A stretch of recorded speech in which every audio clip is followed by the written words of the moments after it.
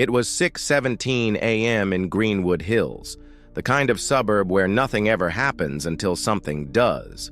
The sun was barely up, the streets were quiet, and the only sound louder than the morning breeze was the steady rhythm of sneakers hitting pavement. You will get to know what happened to her on that fateful day. But before we dive into this story, comment below where you are watching from. And if you enjoy this tale with unexpected twists and moments of joy, don't forget to subscribe. As she was just jogging, calm, focused, earbuds in, sweat glistening on her skin, not a care in the world, until a pair of eyes locked on her from behind a curtain. Karen Whitmore watched from her porch, steaming mug in hand, disgust creeping over her face like a stain. Her lips curled, her eyes narrowed, and her phone was in her hand before her brain even asked why. 911, what's your emergency? There's a suspicious person in the neighborhood, Karen whispered, fake fear shaking her voice. Black female, athletic, looks like she's scoping houses, maybe hiding something. A pause, a breath, and then she added the dramatic punch. I think she has a weapon. Dispatch confirmed units were on the way. 2 patrol cars flew into the neighborhood within minutes, sirens cutting through the silence, tires screeching, doors flung open, guns halfway drawn, and neighbors peeking from windows like it was a show. The jogger stopped, pulled out an earbud, raised her hands. Is there a problem, officers? Get on the ground! Confused, she didn't move, so they made her move. Grabbed her, slammed her face into the pavement, cuffed her wrists too tight, and shoved a knee into her back as if jogging while black was a federal offense. Her name was Maya. She was calm. Even as blood trickled from her lip, she whispered, "You're making a mistake," over and over like a mantra, until finally, she said it louder, firmer. "You really don't know who I am." One officer laughed. "Yeah? Who are you, Michelle Obama?" Then the radio crackled. Dispatch again, voice urgent, serious. "Stand down immediately. You've detained a federal agent." Silence dropped like a bomb. The air went cold. Both officers froze, blinked, looked down at Maya like they'd just cuffed a ghost. "What's your name, ma'am?" one asked, softer now. She sat up slowly, face bruised, eyes sharp as razors, and said it like it was a warning. "Dr. Maya Trent, Supervisory Special Agent, FBI, Counterterrorism Division," then pulled a badge from her waistband. Karen's smile evaporated. She backed away slowly, stammering, I didn't know. I thought..." Maya stood, uncuffed herself with her own key, dusted off the dirt, and walked straight toward Karen like a storm in sneakers. "Didn't know what, Karen? That a black woman might just live here? Might just be more than your stereotype?" Neighbors whispered, some recorded, others just stared, and Maya didn't yell, didn't argue, just said one sentence that made Karen shiver. "You just made the list." She walked away without another word. But it wasn't over, not even close, because the next morning at 5:42 a.m., Karen's front door was obliterated by a battering ram. FBI agents in tactical gear swarmed the house, guns drawn, yelling commands, and Karen screamed like the victim she pretended to be. "What is this? What's happening? I just made a call!" An agent barked back. "You're under investigation for obstruction of justice, false reporting, and compromising a federal operation." Karen fell to her knees, sobbing, but no one offered comfort. Maya stood across the street, arms folded, watching the chaos like it was justice being served in real time, because here's what no one knew. Maya hadn't just been jogging, she was on an undercover op, tailing a domestic terror suspect, someone living 3 houses down from Karen, someone the FBI had been watching for 2 years. Karen's call didn't just result in a wrongful arrest. It blew the operation, triggered alerts, caused warrants to be delayed, and worst of all, the primary suspect vanished within hours, disappeared like smoke, gone before the feds could lock him down. Maya's cover was torched, her team exposed, 2 years of intel jeopardized, and Karen's ignorant call was the match that lit the fire. But then came the twist. Digital forensics hit gold. Karen's phone, her laptop, scrubbed but not enough, encrypted messages, private forums, chats laced with code words, and one chilling message. If she shows up again, make the call, say you're scared, trigger the response, we'll do the rest. Karen wasn't just a nosy neighbor. She was connected to something bigger, a ring of suburban infiltrators posing as everyday citizens, blending in, masking hate behind smiles and HOA complaints. Maya wasn't just cleaning up one bad apple, she was staring at the root of a poisonous tree, and this tree had deep, dangerous roots. She got clearance, launched a new task force, brought in cyber ops, forensic linguists, undercover agents. This wasn't about Karen anymore. It was a war against an unseen enemy, an enemy hiding in plain sight. And just when Maya thought she had control again, her phone buzzed. Blocked number, anonymous message. It read, "You exposed one piece of the game, but you've been on the board the whole time." Then another line, this time in red. "You weren't the hunter. You were the bait." She looked up, heart racing, instinct sharp, scanned the street, and saw a shadow slip behind a fence across the road, a figure watching, then gone. Someone had been there the whole time, watching her, tracking her, waiting. This wasn't over. This was only the beginning.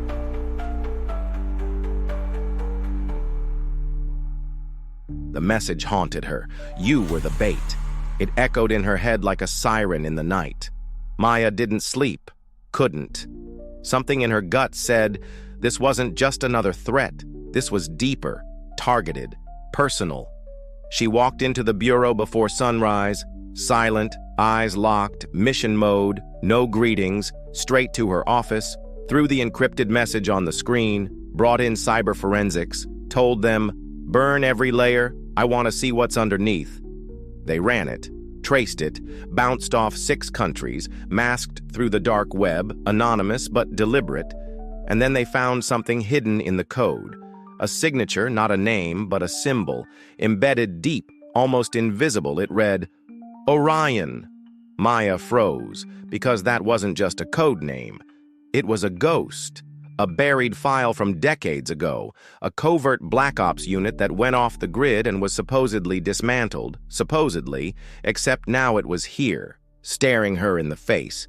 She pulled surveillance from the morning of the raid, slow, frame-by-frame analysis, and there he was, a man across the street, hoodie, still, watching, vanishing, no facial match, no ID, clean as if he didn't exist. Her phone buzzed again. Another message, a video this time, grainy footage of her bedroom, her bed. Someone had been there while she was out. She rushed home, kicked the door open, drew her weapon, searched the apartment, everything untouched except one thing, a file placed carefully on her bed, labeled in thick red ink. Project Paradox. Inside, documents, redacted pages, surveillance shots, and her name circled over and over. Her face, her house, her family, her father. She dropped it, heart pounding. The file said he didn't die in an accidental fire, said he was killed, eliminated, because he was a whistleblower, a scientist, a former asset connected to Orion. Maya couldn't breathe. The Bureau never told her. They knew all along, she realized then. She hadn't been recruited. She'd been selected, built, controlled. The thought shook her to her core. Then she saw it. The last page in the file. Coordinates, a time, written in sharp black ink, 10:17 p.m., Lakewood Quarry, come alone. She didn't tell anyone, not her boss, not her team, just drove in the dark, weapon on her hip, body cam hidden. Lakewood was silent, dead, the kind of place that swallowed sound. She stepped onto the gravel, boots crunching. Then she heard them, 3 sets of footsteps. Slow, deliberate, shadows emerged, masked figures. One stepped forward, tall, calm, voice distorted. "You were never supposed to find the file." Maya kept her weapon down, but her mind racing. Why now? Why me? The figure tossed a flash drive to her feet. Everything you need is on that, but knowing comes with consequences, Maya asked. What consequences? The voice replied, you walk away, or the next time someone makes a call on a jogger, they don't get a second chance. Then chaos, shots from the ridge, snipers, bullets flying, dust rising. Maya dove, rolled, grabbed the drive, fire whistling past her head. One masked figure dropped, the others vanished. Her team swarmed in, sirens blaring, lights cutting through the dark.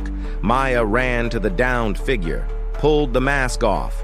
Young, barely 20, a girl, wide eyes frozen, tattoo on her wrist, the Orion symbol burned into her skin.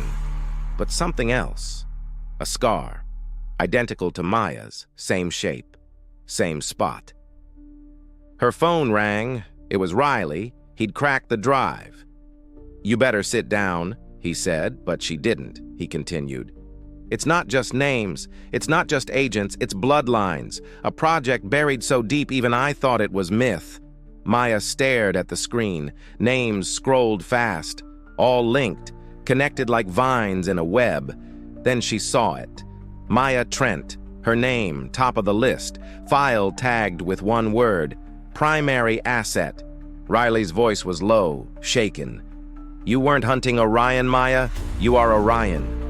She felt the floor disappear beneath her, her entire life folding in on itself, lies unraveling, her identity. Engineered, she staggered back. But Riley wasn't finished. And there's more, he said. The person who created the program wasn't your enemy. A pause, then, it was your father. Maya dropped the phone, eyes wide. Then the screen of her laptop blinked, lights flickered, her camera turned on by itself. A live feed popped up, someone watching her in real time. A voice came through the speaker, distorted, familiar. Welcome home, Maya. The voice chilled her blood. Welcome home, Maya. She lunged for the laptop, yanked the cord, silence. But it was already too late. Whoever was watching knew everything. Where she was, what she'd seen, who she was. She grabbed her gun, stormed out, straight to HQ, stormed into Riley's lab.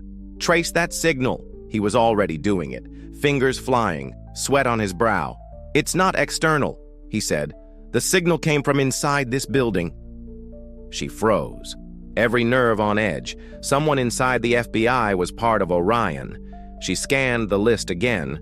Riley flipped the screen. One name blinked red, Director Harlan Shaw, her boss, her mentor, the man who'd recruited her, the one who gave her her first badge. She didn't wait, raced to his office, kicked the door open, empty, computer wiped, files gone, the windows open, curtain flapping like a goodbye. Then a screen on his desk lit up. One message. I raised you better than this, Maya. Her hands shook, betrayal slicing deeper than any bullet. She turned to leave, then stopped. Another file on his desk, unlocked inside. A photo, grainy, old. Her father and Shaw standing together, arms around each other, smiling. Riley burst in. We found Shaw's signal. He's airborne. Maya's jaw clenched. Where's he going? Riley looked up. Zurich, and he's not going alone. Maya grabbed her badge, one last mission. Boarded the jet at dawn. She found him in Zurich hours later, standing on a balcony. No guards, no backup, just him, waiting. He smiled. You figured it out. She raised her weapon. You made me a weapon. He nodded. No, I made you strong. She didn't blink. You used me. Shaw's face changed, regret or calculation, hard to tell. You were supposed to lead them, not destroy them. She stepped closer, gun locked. Orion ends now. Shaw looked over the city, then back at her. Then pull the trigger. She stared at him, years of lies flashing before her eyes, but her hand stayed steady. One shot. Silence. Shaw collapsed. Maya stood over him, eyes burning, heart heavy. Justice wasn't clean, but it was done.